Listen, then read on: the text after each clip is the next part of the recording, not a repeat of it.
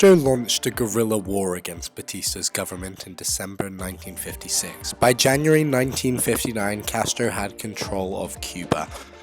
The Cuban Revolution. While the Communist Party in Cuba existed throughout the early 20th century, Castro was not a member. Che Guevara also played an important role in the revolution with the New Man theory. US memos revealed that the US were very concerned with the economic model that Cuba would decide to follow.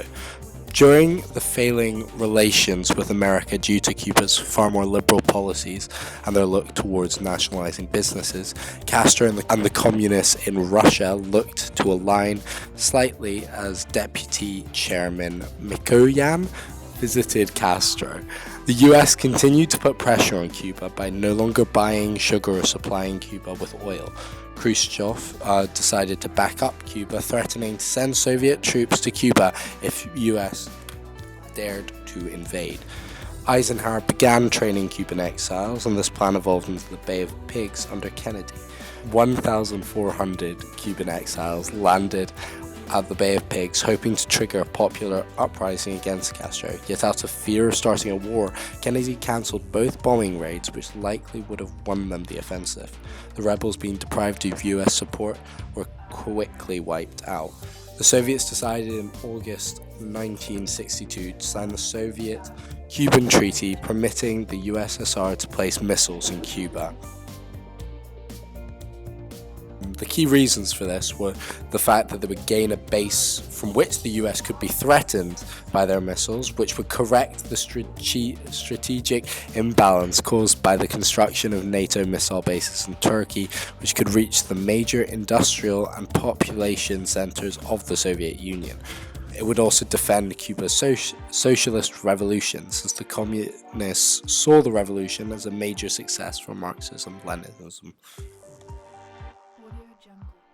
On the 14th of October, a US U-2 spy plane discovered missiles in Cuba. However, the information was kept from the US public. The Small Crisis Committee, working for the US government, decided against a surprise launch attack on Cuba and appealing to the UN, as the USSR had the right to veto. Instead, plans for a full-scale invasion were made. The US Navy established a quarantine zone 1,300 kilometers from Cuba's coast, in which, once Soviet ships entered this area, they were stopped and searched for weapons. On October the 22nd, Kennedy announced the news of the missiles and the quarantine zone to the public. He threatened a massive nuclear attack on the USSR if any nuclear missile was fired from Cuba. Khrushchev ordered Soviet ships to challenge the blockade, and so a naval confrontation was inevitable. On October the 25th, U Thant, the acting Secretary General of the UN, suggested a compromise. The USSR would withdraw its missiles if the US agreed not to invade Cuba. Khrushchev agreed to this as the US were ready for war. On October the 26th, in order not to appear weak, Khrushchev sent a second proposal, that missiles would be removed from Cuba if the NATO nuclear missiles were removed from Turkey.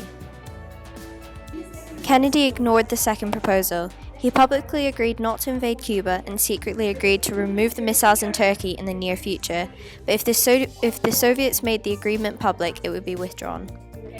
At the end of the crisis, it was agreed that all Soviet troops and missiles would be removed from Cuba by the 20th of November, with NATO's missiles soon to be removed from Turkey.